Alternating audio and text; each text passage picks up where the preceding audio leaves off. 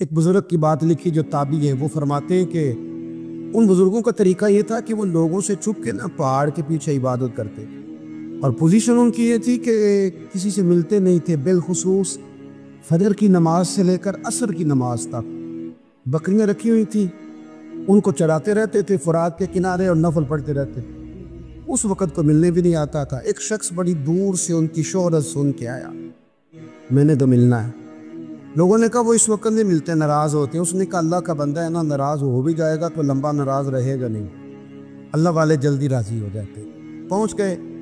اب وہ بابا جی نماز پڑھ رہے تھے تو کہتے میں نے عجیب منظر دیکھا کہ بابا جی فرات کے کنارے نماز پڑھ رہے ہیں اور ایک بھیڑیا ان کی بکریوں کی حفاظت کر رہا ہے۔ کہتے میں حیران رہ گیا کہ بھیڑیا تو بکریاں کھایا کرتا ہے اور یہاں چرا رہا ہے۔ کہتے میں جب گیا تو بابا جی نوافل میں مشغول تھے، مجھے دیکھ کے کہنے لگا اس وقت کیوں آئے؟ میں نے کہا حضور اگر آ ہی گیا ہوں تو پھر مہربانی کرے قبول فرما لیں۔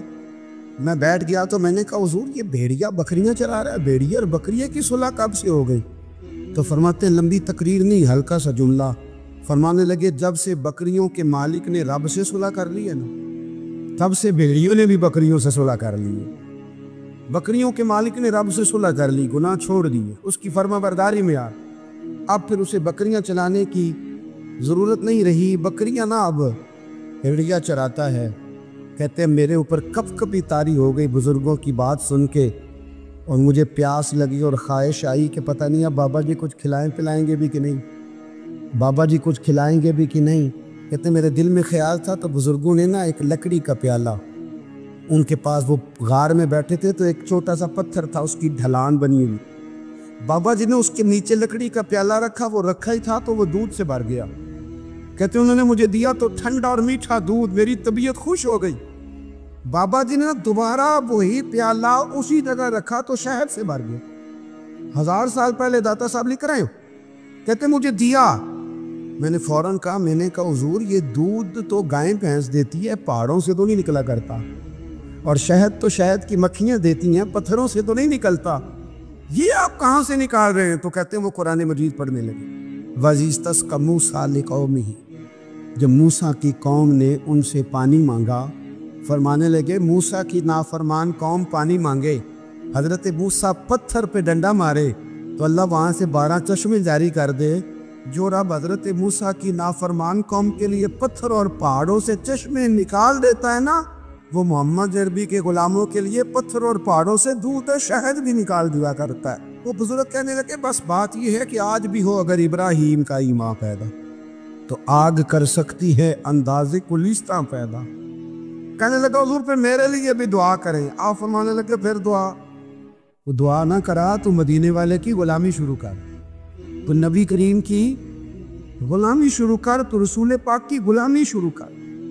ایک بات علم، پھر فرمایا اللہ رسول سے محبت، پھر فرمایا حضور کی غلامی۔ اس سے سارے مکاشفات کھلیں گے، اس سے سارے مشاہدات کھلیں گے، اسی سے کرامتیں ملیں گی، اسی سے مقبولیت ہوگی، اسی سے اللہ نبی کی بارگاہ میں درجہ ملے گا۔ پھر داتا صاحب آگے بڑھتے، داتا صاحب فرماتے صوفیاء کی ایک جماعت ہے جو کہتی ہے ہم نے تو کبھی اپنی زبان پر دکھ بیان ہی نہیں کیے، ہر شے اپنے رب رسول کے حوالے کہتی ہے، ہر شے اللہ رسول کے۔ اور داتا صاحب کہتے ہیں کچھ ایسے بھی ہیں جو دعا بھی نہیں مانگتے، لوگوں کے لیے مانگتے ہیں، اپنے لیے نہیں مانگتے۔ آپ دعا کیوں نہیں مانگتے؟ تو کہتے ہیں اللہ کو تو پتہ ہی ہے ہمیں کیا چاہیے، اسے تو پتہ ہی ہے۔ ایک بزرگ کی بات لکھی ہے داتا صاحب نے، میری جماعت میں مزاج ہے کرامتوں کا، مجھے وہ ساری باتیں بھی آتی ہیں کہ ایک بندہ کراچی سے آیا، داتا صاحب حاضری دی تو اس کی لاٹری نکل آئی، یہ بھی مجھے آتی ہے، لکھی پڑھی ہے میں نے، کتابوں میں ہے یہ بھی۔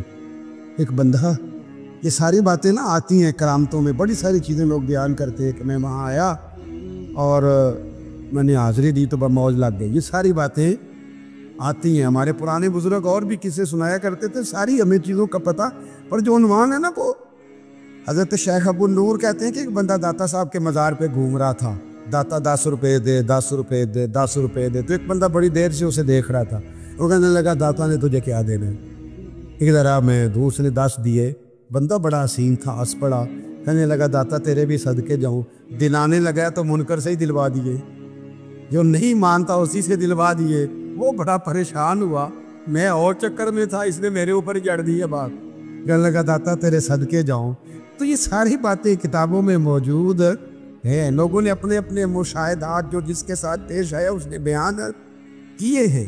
بہت ساری باتیں قابل بیان ہیں، پر جو عنوان ہے میں اس پہ رہنا چاہتا ہوں۔ دادا صاحب رحمۃ اللہ علیہ فرماتے ہیں ہماری تعلیمات کہ اپنے دکھ درد دنیا داروں سے بیان نہیں کرنے، سوال کا دروازہ لوگوں کے سامنے کھولنا اللہ والوں سے کہیں گے کبھی کہنا ہوگا تو دنیا داروں سے کہنا۔ کہتے ہیں شیخ احمد نام کے بزرگ تھے، ساری زندگی کسی کو کام نہیں بتایا، ساری زندگی بڑی مشکلات آئیں پر کبھی اپنی ذات پر سوال کا دروازہ نہیں کھولا۔ ایک ایسی مشکل آئی کہ جو حل ہی نہیں ہوتی تھی، کسی نے ان پر کوئی الزام لگا دیا۔ ابو مسلم نام کا ایک بادشاہ تھا، اس کی حکومت تھی، اس نے پکڑ کے قید میں ڈال دیا۔ اب قید میں ہیں، جرم لگ گیا ہے، فرد جرم عائد ہو گئی ہے، جیل میں ہیں۔ لوگ کہنے لگے حضرت جی اپنی صفائی میں کچھ کہیں، فرمانے لگے ساری زندگی بندوں سے کچھ نہیں کہا، اللہ رسول کو پتہ ہے میں بے گناہ ہوں، مجھے کہنے کی ضرورت نہیں۔ داتا گانی بخش علی حجویری نے لکھا ہے، داتا صاحب کہتے تو یقین کامل تو پیدا کر، تو ایمان تو پختہ کر۔ داتا صاحب کہتے ہیں وہ ابو مسلم جو بادشاہ تھا وہ نیک آدمی تھا، اسے رات کو خواب میں نبی کریم کی زیارت نصیب ہوئی اور حضور سید عالم صلی اللہ علیہ وسلم فرمانے لگے تو نے اللہ کا ایک نیک بندہ جیل میں ڈال دیا، ڈر نہیں آتا، وہ تو بے گناہ ہے۔ بادشاہ آدھی رات کو خود اٹھا، داتا صاحب فرماتے ہیں کسی گارڈ کو نہیں بھیجا، پولیس والے کو نہیں بھیجا، جیلر سے نہیں کہا، خود گیا، جا کے جیل کا دروازہ کھولا، دروازہ کھول کے اس درویش کو آزاد کیا، کہنے لگا بابا جاؤ مجھے پتہ چل گیا آپ بے گناہ ہے۔ بابا جی سلام کر کے جانے لگے تو بادشاہ پھر آگے آیا، ہاتھ باندھے، ہاتھ چومے، کہنے لگا حضور آپ بڑے نیک ہیں، میرے لیے کوئی حکم ہو تو بتائیے گا، میرے لائق کو خدمت ہو تو بتائیے گا۔ تو شیخ احمد فرمانے لگے تجھے ابھی بھی سمجھ نہیں آئی، تجھے ابھی بھی نہیں سمجھ آئی؟ کہنے لگا حضور کیا؟ فرمانے لگا جو تہجد کے وقت تجھے اٹھا کے مجھے رہا کرنے بھیج سکتے ہیں وہ میری کوئی ضرورت باقی رہنے دیں گے؟ مجھے کوئی ضرورت پڑے گی کسی اور کو کہنے کی؟ جو تہجد کے وقت مجھے اٹھا کے بھیجتے ہیں کہ جا کھول جا کے دروازہ، وہ ضرورت رکھیں گے؟ میری ضرورت مجھے رہے گی کہ میں تجھے اور کوئی کام؟ ابھی بھی تجھے سمجھ نہیں آئی؟ وہ داتا علی حجویری رحمت اللہ علیہ فرماتے ہیں اصل میں ہماری طبیعت ہے، ہم نے بندوں سے دل لگا لیا ہے، دل اللہ رسول سے لگاؤ، کسی بندے سے لگانا تو اس سے لگاؤ جو اللہ والا ہو۔ ابو سفیان آئے ان دنوں جن دنوں حالات بڑے کٹھن تھے، اختلاف شدت کا تھا۔ ابو سفیان آئے قصور کی بارگاہ میں، آئے کس لیے؟ مکے میں قحط پڑ گیا ہے، بارش نہیں ہوتی، ادھر سمامہ بن اساس جمامہ قبیلے کے سربراہ کلمہ پڑھ کے مسلمان ہو گئے، ساری گندم اس قبیلے سے آتی تھی۔ سمامہ کہنے لگا تم میرے مصطفیٰ کو نہیں مانتے، کوئی گندم نہیں، بھاگ جاؤ، ایک بارش کوئی نہیں، دوسری گندم کوئی نہیں۔ ابو سفیان تڑپ کے در رسول پہ حاضر ہوئے۔ ابھی تھوڑے دن گزرے ہیں احد میں حضور کے دانت شہید کیے، ابھی تھوڑے دن گزرے حضور کو ستایا، ابھی تھوڑے دن گزرے حضرت امیر حمزہ کا کلیجہ نکال کے چبایا ہے، ابھی تھوڑے دن گزرے حضرت انس بن نضر کی گردن کاٹی، ابھی تھوڑے دن گزرے عبداللہ بن جحش کے ٹکڑے کیے، ابھی تھوڑے دن گزرے حضور کو ستایا ہے، تڑپایا ہے۔ پر حضرت علی شیر خدا فرماتے ہیں میں ماننے والا اس رسول کا ہوں جس کے دانت شہید ہو گئے، احد کے اندر ساری داڑھی لکو سے پھر گئی۔ فرماتے میں رو پڑا اور میں نے کہا محبوبہ اب نہیں مجھ سے برداشت ہوتا، دعا کریں اللہ ان پہ عذاب نازل کرے۔ اٹھائے ہاتھ، آپ دعا کریں گے تو اللہ تبارک و تعالیٰ دو پہاڑیوں میں پیس ڈالے گا۔ حضرت علی کہتے ہیں میں نے عرض کی تو حضور نے ہاتھ اٹھائے اور دعا کیا دی، اللہم اہد قومی فإنہم لا یعلمون، اے اللہ میری قوم کو ہدایت دے دے، یہ جانتے نہیں یہ کیا کر رہے ہیں۔ اللہ نے ہدایت کی اخلاق حسنہ کا معیار، تھوڑے دن پہلے حضور کے ساتھ یہ رویہ، ابو سفیان اب بے حال ہو گئے، بچے بھوک سے مرنے لگے، جانور پیاس سے مرنے لگے۔ ابو سفیان چھپتا چھپاتا کہنے لگا چارہ کوئی نہیں، مصطفیٰ کے پاس جانا ہی پڑے گا۔ ابو سفیان مدینے پہنچ گئے، جب پہنچے نا تو ابو سفیان کی اپنی صاحبزادی حضرت ام حبیبہ ام المومنین تھی، رسول اللہ کی زوجہ تھی۔ ابو سفیان جب آئے تو حضرت ام حبیبہ کے پاس سیدھے ان کے گھر گئے بیٹی سے ملنے، حضور کا بستر بچھا ہوا تھا، حضرت ام حبیبہ حضور کی زوجہ ام المومنین بستر بچھا ہے، ابو سفیان بیٹھنے لگے، जनाब उम्मे हबीबा कहने लगी अब्बा जी ठहर जाएं। वो ठहरे तो बिस्तर समेट दिया। कहने लगे बेटी शायद तेरे घर में कोई कीमती बिस्तर नहीं, गुर्बत छुपाने के लिए बिस्तर समेट रही हो। जनाब उम्मे हबीबा कहने लगी अब्बा तू मुसलमान नहीं ना हुआ, अभी तेरी सोच काफरों जैसी है। तू यहाँ आके खड़ा हो ना जहाँ मैं खड़ी हूँ, फिर तुझे रसूलुल्लाह की मोहब्बत के रंग का पता चले।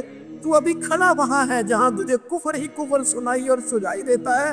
बिस्तर इसलिए नहीं समेटा कि माज़अल्लाह कम कीमत था, मैंने इसलिए समेटा है कि तू नजस है, नापाक है, अभी कलमा नहीं पढ़ता। और ये उस रसूल का बिस्तर है कि जो बिस्तर में मौजूद होते हैं तो जिब्रील अमीन कुरान लेके तशरीफ ले आते। तेरा वजूद इस काबिल नहीं कि यहाँ बिठाया जाए। नबी पाक सल्लल्लाहु अलैहि वसल्लम की बारगाह तक अबू सुफियान आए। अबू सुफियान कहते मुझे उम्मीद नहीं थी, अभी सोच नहीं ना बदली थी, कहते मुझे उम्मीद नहीं थी, मेरा ख्याल था वो शिकवे करेंगे, शिकायतें करेंगे, वो कहेंगे तुमने भी तो बड़ा कुछ किया है ना। अबू सुफियान कहते हैं मैं कुर्बान जाऊं, मैंने ये रंग देखा तो मदीने की फिजा वैसे ही बड़ी ठंडी थी, लेकिन मुस्तफ़ा करीम के साथ जब मैंने बात दी तो मेरे वजूद पर गिरिया तारी हो, मेरे ऊपर कैफियत तारी हो गई, मैं तड़पने लगा।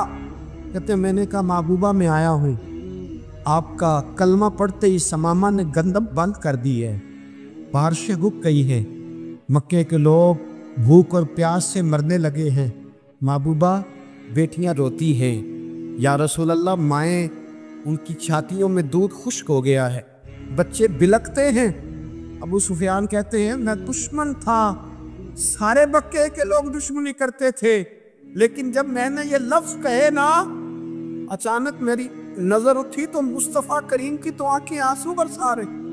कहते मेरी बात भी मुकम्मल ना हुई, हुजूर ने पहले रुक्का मंगवाया, समामा के नाम फरमाया, पहले तू इन्हें गल्ला अपनी मर्जी से देता था, अब तेरे नबी का हुक्म है कि पहले से बढ़कर तो उन्हें गल्ला देना है। और फिर मेरे मुस्तफ़ा ने हाथ उठाए।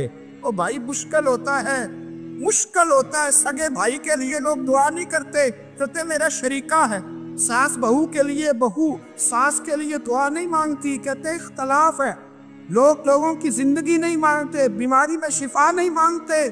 अबू सुफियान कहते आमिना के लाल तेरे कुर्बान जाऊं। हुजूर ने हाथ उठाए और कहा है अल्लाह मक्के की संगलाख पहाड़ियों पे बारिश बरसा, ऐ अल्लाह खेतियां हरी कर दे, ऐ अल्लाह माओं की छातियों में दूध भर दे, अल्लाह औरतों को ताजगी दे दे, बच्चों को रानाई दे दे, फलों फूलों को ताजगी दे दे। अबू सुफियान कहते पहले हुजूर रो रहे थे और जब नबी पाक की दुआ देखी तो मैंने रोना शुरू कर दिया, मैंने रोना शुरू कर दी। कहते वापस आया तो वो एहसास कि यार ये मैं किस शख्स से मिल के आया हूँ, ये किस किस्म के आदमी से मिल के आया हूँ, ये कैसा वाक्य है, ये किस किस्म का अंदाज है कि जिसको मैं पत्थर मारता रहा वो मेरे लिए दुआएं लेके बैठा हुआ है, जिसको सारी जिंदगी सताया है वो मेरे बच्चे के लिए रोता है, मेरी बेटी के लिए उसकी आंख में आंसू है, वो हमारे लिए तड़प रहे। मेरे भाइयों, अबू सुफियान कहते हैं फिर दूसरा जलवा मैंने तब देखा जब हुजूर मक्के आए और मैं तो आखिर तक लड़ने आया था ना, हुदैबिया तक। कहते जब रसूल पाक मक्के आए और हुजूर ने ऐलान माफ़ी किया तो बनता तो ये था कि मुझे सज़ा मिलती, लेकिन मेरे मुस्तफ़ा करीम ने फरमाया जो अबू सुफियान के घर में चला जाएगा मैं उसे माफ़ कर दूँ। कहते मैंने कहा ये मेरे लिए किस किस्म की सज़ा तजवीज़ की है कि मैं उम्र भर दुश्मनी करता रहा और यहाँ रंग अजीब है। हुजूर ने मेरे लिए ही एजाज़ लिख दिया, फरमाया जो अबू सुफियान की हवेली में दाखिल हो गया मैंने माफ़ किया। अबू सुफियान कहते पता नहीं कितने पर्दे थे जो उठ गए, पता नहीं कितनी मंजिलें थी जो तय हो गई, पता नहीं कितने जलवे थे जिनका नज़ारा हो गया। और मैंने गौर से चेहरा देखा तो मेरी आंखों से पट्टी उतर गई और मुझे अब्दुल्ला के यतीम बेटे के पीछे मोहम्मद रसूलुल्लाह के जलवे नजर आने शुरू हो। इखलाकी कदरें जब मौजूद रहती, यहाँ तो लोग मरे हुए शख्स को मारते, यहाँ तो सड़क पर कितनी करावट है और कितना गिर गया है, इखलाक उन लोगों का एक्सीडेंट हो गया है, ट्रेन की पटरी से उतर गई, चीखो पुकार है, आहें है, तड़पना है, रोना है, सिसकियां है, माँ का बाजू कटा है पर वो चीखती है जरा मेरे बेटे का पता करो, बाप की आंखों में रेत पड़ गई है पर वो तड़पता मेरा बेटा था, चीखो पुकार हो रही है। पर जुल्म है उस कौम का کہ جو بچانے والے آئے ہیں وہ پہلے آتے ہی ان کی جیبیں ٹٹول رہے ہیں، ان کے پٹوے دیکھ رہے ہیں، گری ہوئی عورتوں کے، یہ آپ اٹھا کر دیکھیے اخبارات، عورتوں کے، گری ہوئی عورتوں کے کانوں سے بالیاں نوچی گئی اور ان کے کان تک کٹ گئے۔ یہ اس قوم کا حال ہے۔ اقبال کہتا ہے جنہیں آتا نہیں دنیا میں کوئی فن تم ہو، اور بیچ کھاتے ہیں جو بزرگوں کا کفن تم ہو۔ تم وہ لوگ ہو جو کفنوں پہ سودے کرتے ہو، جو قبروں میں سودے کرتے ہو۔ لوگ تجارتیں کرتے ہیں، اخلاقی پستی کا یہ عالم کہ لوگ قبروں پہ سجدے کرتے ہیں، بیٹے بیچ کے دہیز خریدتے ہیں۔ غریب کی بیٹی روز تڑپتی ہے، روتی ہے، روز سسکیاں لیتی ہے کہ کہاں سے وہ دروازہ کھلے گا جب میں بھی جب سہاگن ہوں گی، جب میرا باپ بھی عزت کے ساتھ مجھے رخصت کرے گا۔ اور غریب آدمی بیٹی کی شادی کے بعد اتنا تو کی رہتا ہے، وہ بھی کم ہی لوگ جانتے ہیں، وہ بھی وہی لوگ جانتے ہیں جو اس منظر سے گزرتے ہیں۔ ہمارا اخلاقی معاملہ اس قدر زیادہ تباہی کا شکار ہے۔ میرے مصطفیٰ کریم سید عالم نور مجسم صلی اللہ علیہ وسلم جذبات کا خیال رکھتے، احساسات کا خیال رکھتے، تصورات کا۔ او بھائی، اس سے بڑا اخلاق کا مظاہرہ کہاں سے لینے جاؤ گے؟ قیامت کے لال فرماتے ہیں میرا دل کرتا ہے نماز لمبی پڑھاؤں، نماز اللہ کی نماز، دل کرتا ہے لمبی نماز پڑھاؤں، میں لمبی صورتیں تلاوت کروں، میں کھل کے رب کریم کا قرآن پڑھوں، میں اللہ تبارک و تعالیٰ کے قرآن مجید کے ذائقوں میں کھو جاؤں۔ لیکن حضور فرماتے ہیں نماز میں کسی بچے کے رونے کی آواز آتی ہے، کسی بوڑھے کی ہائے کی آواز آتی ہے، کسی بیمار آدمی کی ہائے کی آواز آتی ہے۔ نبی پاک فرماتے ہیں میں اللہ کی نماز چھوٹی کر دیتا ہوں، اللہ کے بندوں کا خیال کرتا ہوں۔ میں رب کی نماز چھوٹی کر دیتا ہوں، رب کریم کے بندوں کا خیال کرتا ہوں۔ خدا کے بندے تو ہیں ہزاروں، بنوں میں پھرتے ہیں مارے مارے، میں اس کا بندہ بنوں گا جس کو خدا کے بندوں سے۔